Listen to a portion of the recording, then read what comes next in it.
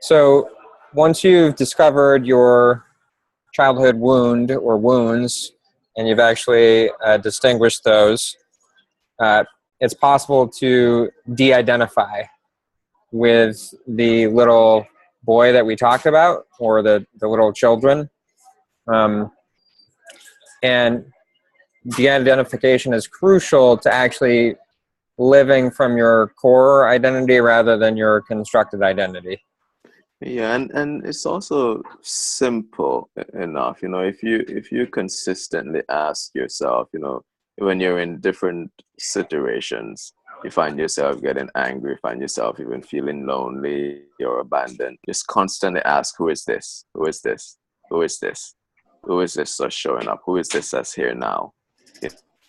And you keep on asking that, and the answers, and you're being as truthful as possible, the answers is going to reveal to you perhaps your little boy or your little girl, perhaps an adult boy or girl that is still not currently you, perhaps a role that you think you have to play. Oh, this is my go-getter, my striver, my do it for everyone, my people pleaser, The provider. the provider. So they can also be good, that's right, but you're constantly asking, who is this that's showing up? Who is this that's here now? Who is this that's running the show? When you feel triggered, oh, who is that that's feeling triggered? When you're happy, you can also ask, who's that that's feeling happy? Why are they so happy about seeing that couple over there?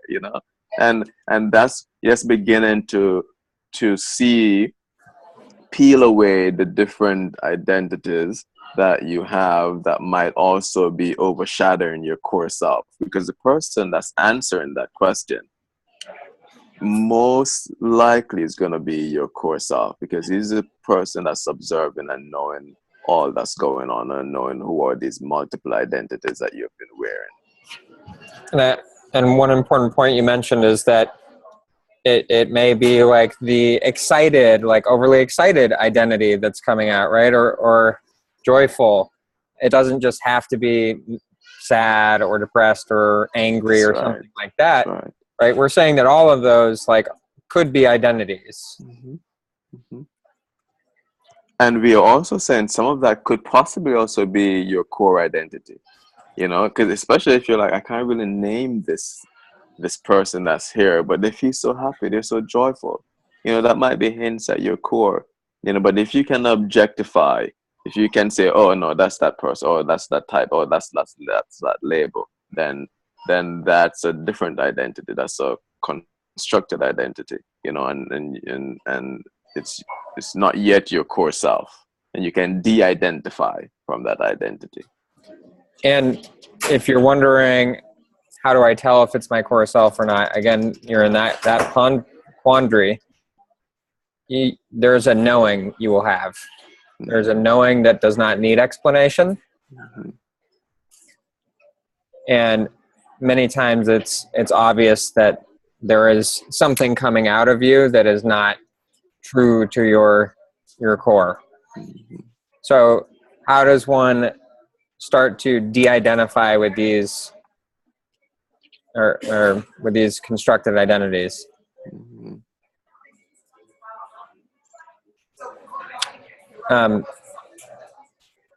The process, right, that we suggest is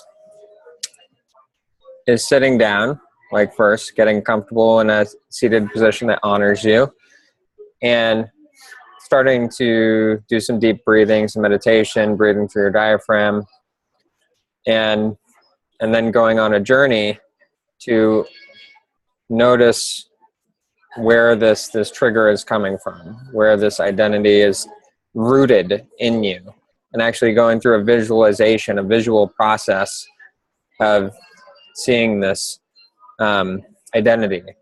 So yeah, and it would work really well if it's done in the moment.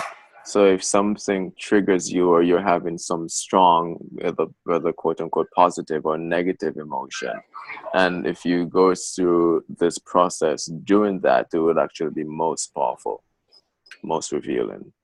Yeah. Easiest to identify too. Mm-hmm.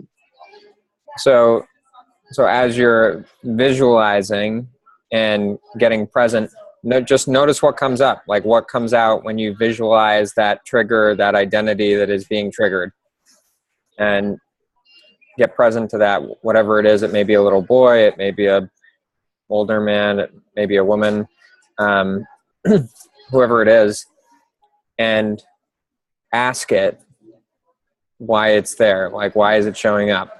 What's it trying to get? What need is it trying to get met? What does it need? Yeah.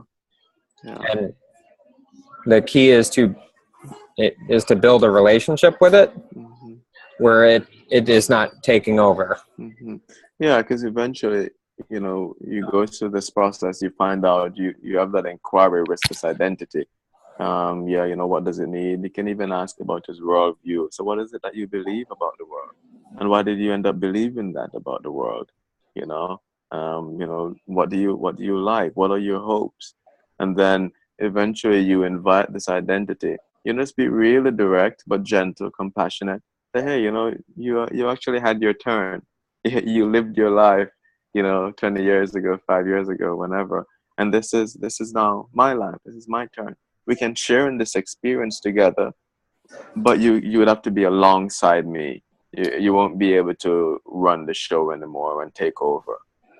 So that's how we can have this experience together, and you de-identify from that other identity. And as you practice de-identification and build the relationship with these, it becomes I don't know if easier is the right word, but you more quickly or more rapidly you can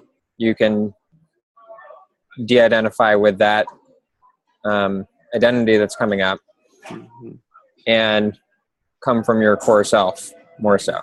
Yeah. So it's a practice. It's a continuous practice.